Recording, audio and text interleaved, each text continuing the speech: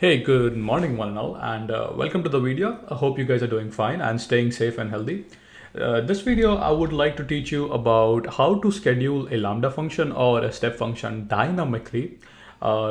Basically, the whole idea is basically you go to the event bridge and you set up the cron expressions and you want to say that, hey, schedule this function for me.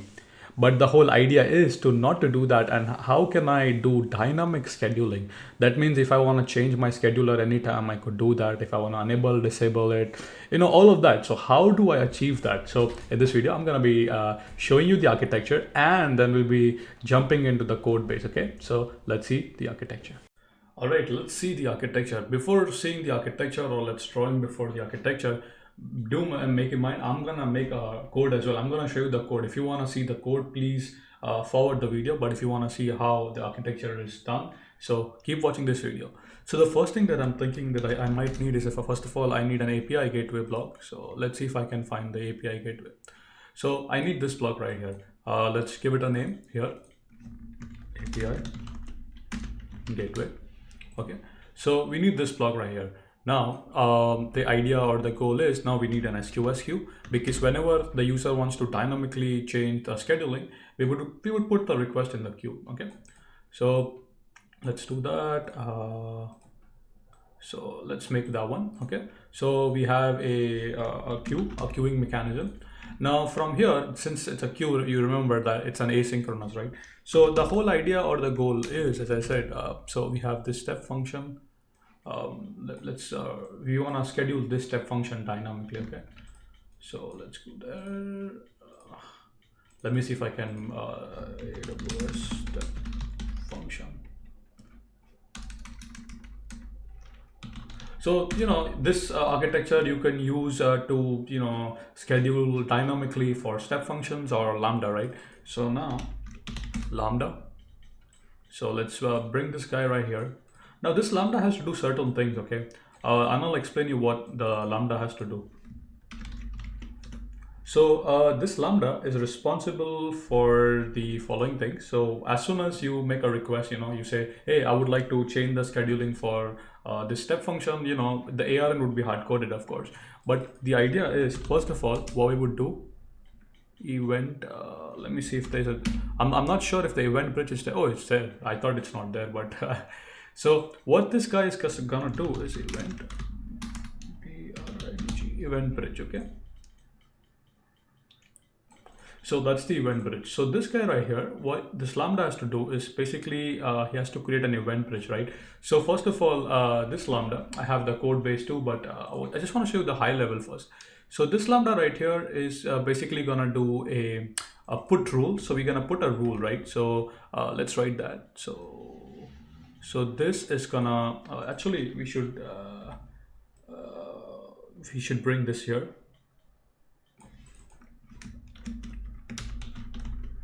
Okay, so we bring this here. Let's bring the event bridge right there. Once the rule is there, you're gonna grab the ARN. So again, we'll write one more block right there, and I think we could. So let's bring this guy right here a little bit here. This one a little bit there. The arrow is a little messed up, so let's try to bring the arrow here. Yeah, I'm gonna bring this here. Okay, let's remove that one. Okay, so we do a put rule on an event bridge, right? On an event bridge. So we do a put rule. From this, we basically have to grab the ARN or the ID So we grab the ID. So essentially what I'm trying to show you is, I'm trying to show you the block diagram on how we can achieve dynamic scheduling. So let's bring this guy right here. Okay, so these are the event bridge module, right? So that's what this Lambda has to do. So let's bring this a little bit here. So it's a little neater. I'll share the architecture diagram as well, so don't worry on that, and as well as the code. So we have to just write all this Lambda.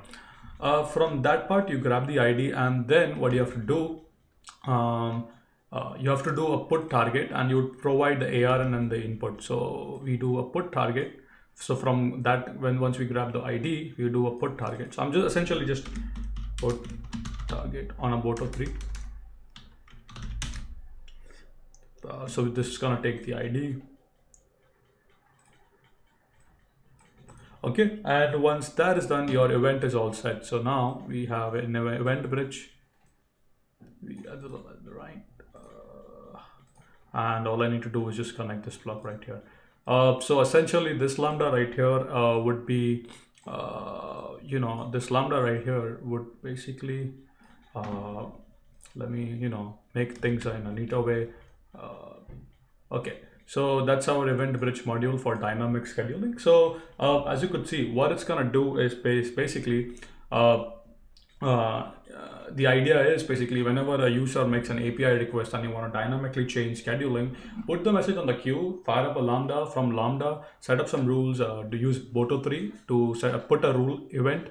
Then grab the ID from that one and then put a target. So basically you would grab all the information from the API such as cron, what resource you want to trigger, for example, the ARN and stuff like that. Once you have all of that information, you could dynamically schedule these step functions or Lambda, right? So the only part I guess left in the diagram would be a cron expression. So at particular cron, the event bridge would fire up this one. So at particular cron, the rule would be setting up. So what we could do, event bridge.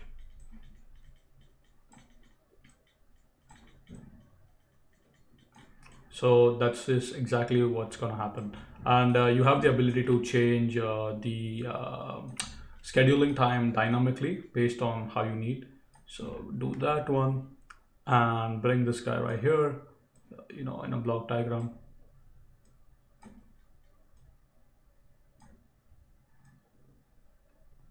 Okay, so yeah, that's exactly what's going to happen. Now, basically, the AWS step function we could do is if there is any error, we could have a retry policy.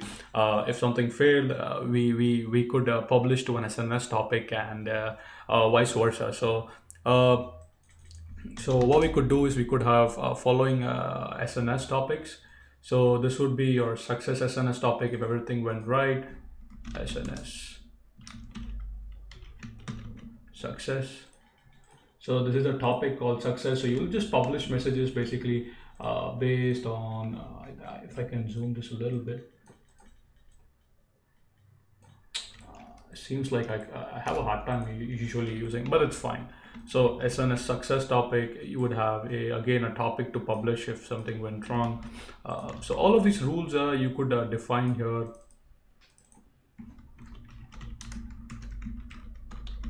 So I think we should write topic because we are designing architectures right now. Perfect. So that's fine. So basically these would be your various topics. So let's bring this guy right here, a little bit this way, and we could connect this block to here. Perfect, looks good. So basically, you would have this various topics and basically these topics would, eventually fire up a Lambda, right? That's kind of the idea, or, a simple, it makes sense, right? Lambda, let me just have these Lambdas here. We could put it in a queue if you want, if you are expecting a very high throughput. I mean, if the number of requests you think is gonna be massive, you could put that in the queue and then asynchronously invoke these Lambdas. So for now, let's just put that way. Okay, so that way. Okay, so that's that. Now let's wrap this guy right here in a block diagram. So it looks neat and clean. So we know that these are all the topics we would present to the user. So yeah, pretty simple yet robust model for dynamic scheduling. So you will be using Boto3s, Lambdas. You could schedule you could do a lot of things. So you could change the scheduling time based on a REST API. So basically, you will call an API. API will put your payload on a queue. Queue fires Lambda. Lambda would set up all the rules for event bridge and would fire up the step functions or whatever XYZ. So as you can see, simple yet robust model. So with this way, you could dynamically change the cron schedule if you want. And if something went wrong, it would basically publish those messages on the appropriate topic. So let's wrap this up a little bit here in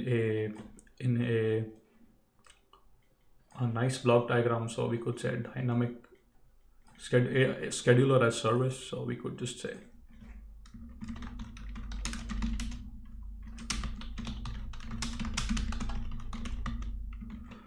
I'm gonna make that a little bit big.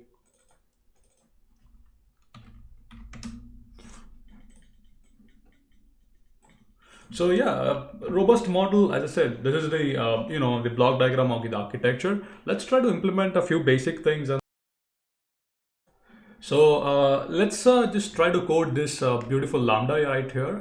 That's the brain of everything, right? Assume we have a JSON. I'm just mimicking the JSON. From the JSON, you wanna trigger this lambda, right? The lambda would create the rule on the event bridge and do all that. So it's actually very easy. It's not that rocket science. So what I'm gonna do here is I'm just gonna write a function and then we'll just invoke that function. So let's define a function. So I'm gonna say, before even doing that, I want to define a class that would do all my work for the event. So set. So we would define this as an object because default everything would inherit from object, right? Let's define a simple constructor, and I'll tell you what all things we need to provide in the constructor. So first of all, we need to create a client object, right? So we could create that in the constructor. Let's wrap that in the self, word self. So that's that. This should be indented properly. Okay, so we have this class, right? We have this in the constructor. Let's define a method called get. So actually not get, because what we need to do is basically we need to set these rules, right? So we would use an injection method, an object injection model that I usually like. So we can set up all these attributes that we would like to set.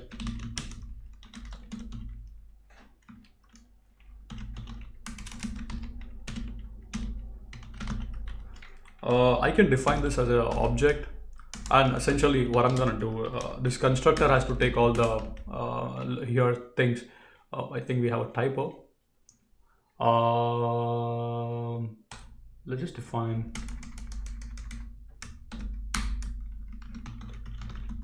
Okay, so that's fine. We just define a trigger. Yeah, I did not score that much in in TOEFL, so it's fine. So yeah. We have that. What we are going to do is, these are all the parameters we want it to take, right? So so first of all, the rule name, right? This rule name is going to reflect the one on AWS. So for example, I can show you rule. This is my account, okay, by the way. So that's the rule name, right? So let's define that. So we give it a default value in the constructor. We gotta give it a schedule expression. Okay, that would be a string. States by default will be disabled because I don't want to enable it. If you want, you could enable. You could pass the JSON and description again, and then I would inject this class into this class. That's kind of the idea, hopefully. So let's define self. I'm listening to music. I'm whatever. So self dot rule is equal to rule. We define self dot. We wanna say schedule expression is equal to schedule expression. We define the state in the constructor. So we say self dot state is equal to state, and then we say description. So self dot description is equal to description. So we have all the attributes. As you can see, this it's a big one. So let's just break this into multiple lines. So this is a much more readable, right? Okay, looks good, right? Now what we need to do, once we do set all of these attributes, I'm just gonna write a main function for now. Default would be pass if underscore name is equal to underscore. For because we are doing things locally, of course, then you just have to connect the blocks on the API gateway. That's not a big deal, okay? So let's define the main guy right here. Okay, so we need to define all of these, right? So input, let's just define our helper instance, that one, and we say input triggers. Now just start setting up value. So rule name, my programmatic rule, whatever you want to name. Okay, schedule expression. We can define a schedule expression. So what was the schedule expression?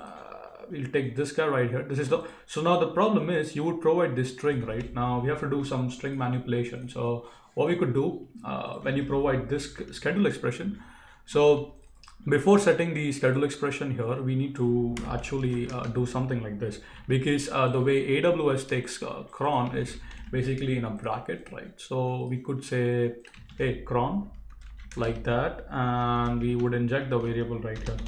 Hopefully that should make sense. So that one right there, and we could provide the schedule expression now. So now that way it's fine. So we have for this, we have that one. Now what else do we need is state. That's the default. It would be disabled, so I don't need to worry about that. So yeah, that's pretty much it for the default parameters. So now what am I trying to do is this class right here is going to take that instance variable, okay, and let's try to set the instance, okay. So now we would create a class of event bridge, in it's the same convention.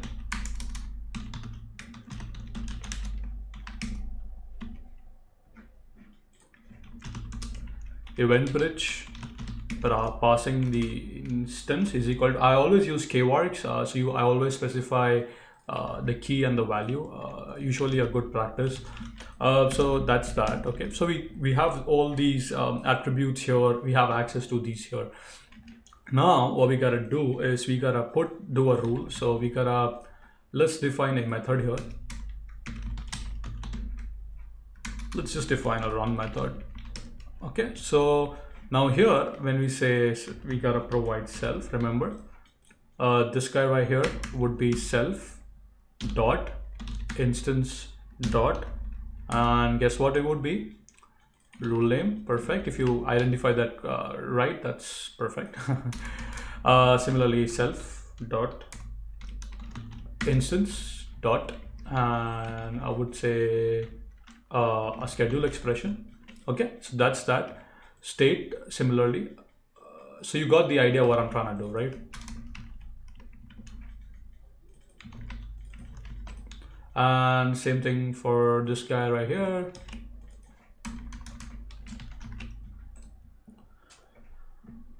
Okay, so description right there, right? So it's gonna be simple description.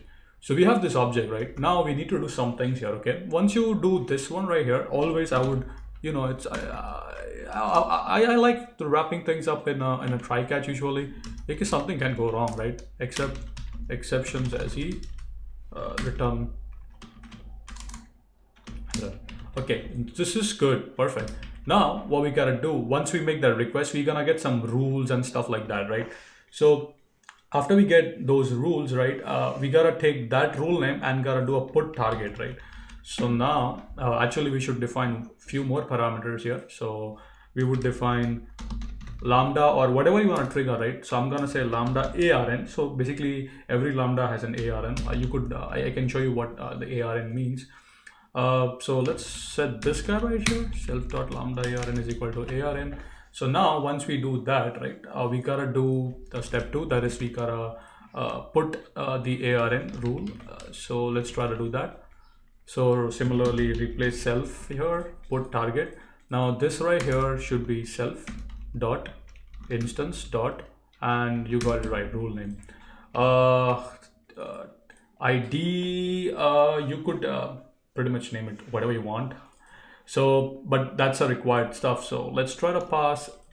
I'm thinking, hold on. So this right here, of course, would be self dot.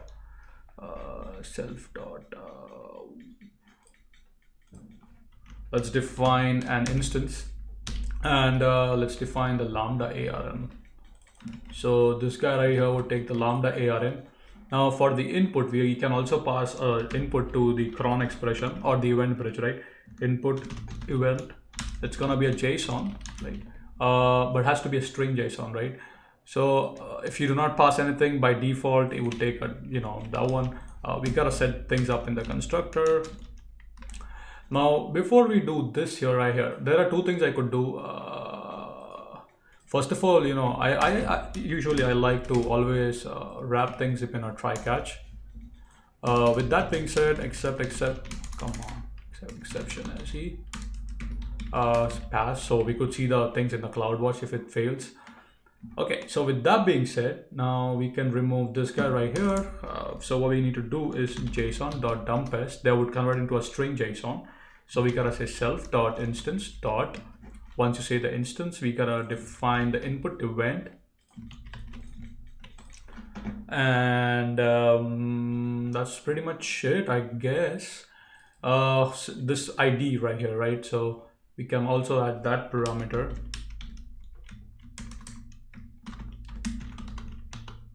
Okay, so that boy right here, if I do not pass, it's just gonna take something as a default. Okay, let's just give it test ID so it doesn't complain all the time. So yeah, that way I have a class that I could, just change things there, and I do not have to change things throughout my code that way. So, as I said, object injection model. Once you have that, now pretty much, so we gotta check the status code, right? So once you get the response, status code, so it has to be in this object. So once we do this, we say,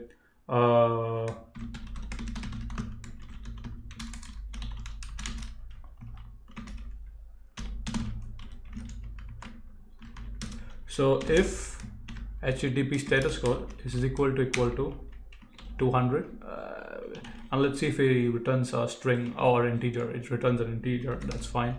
We say return true, else return false.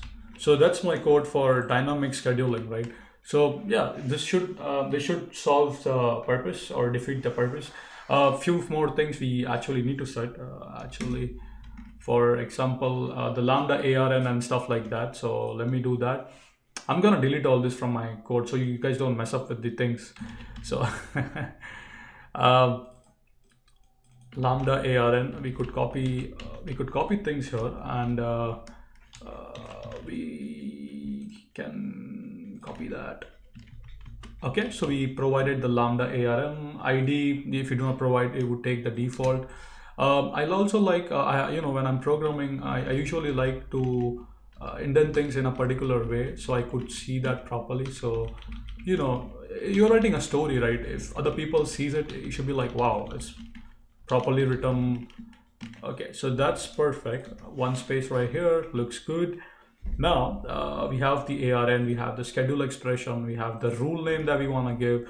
This should basically pretty much it. So once we do that, now we just gotta define the Lambda. This is gonna be a Lambda function, right? Lambda handler event none. I think it takes context. Okay, yeah, pretty much it, man. So I think I have a typo, but that's fine. But hey guys, that's pretty much it. Oh, my keyboard. I need to buy a new keyboard, I guess. Whatever. That's that. Oh, remember one thing. You gotta call the run method, okay? So we say instance event dot run. Okay. Usually, as I said, I would also want to encapsulate these things in a try catch.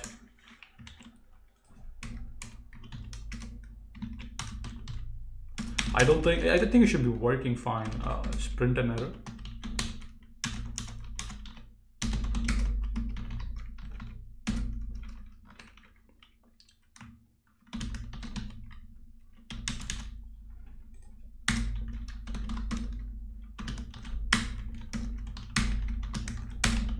Okay, perfect.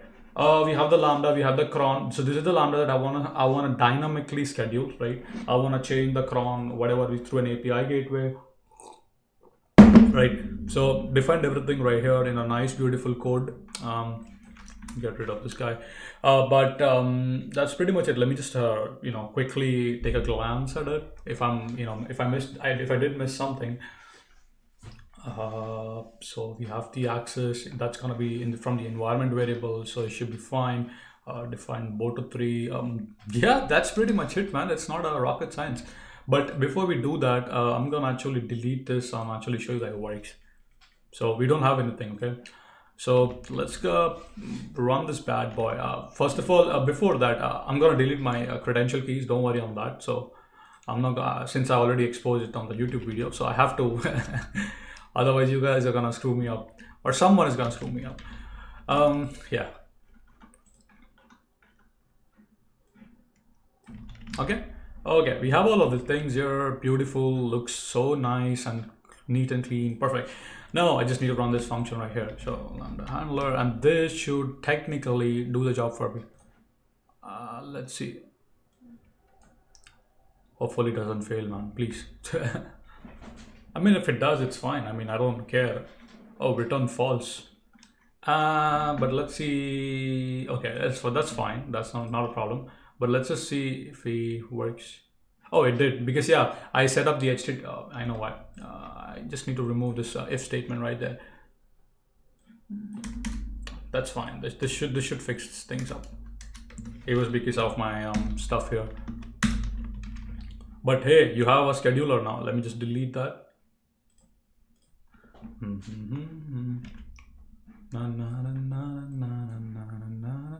So okay, whatever.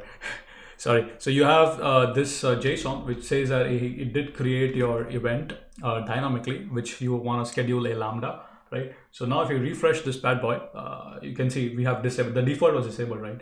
Scheduler standard, and if you click on that, it would give you the more details. But yeah, so that's the rule ARN, that's the event ARN, right?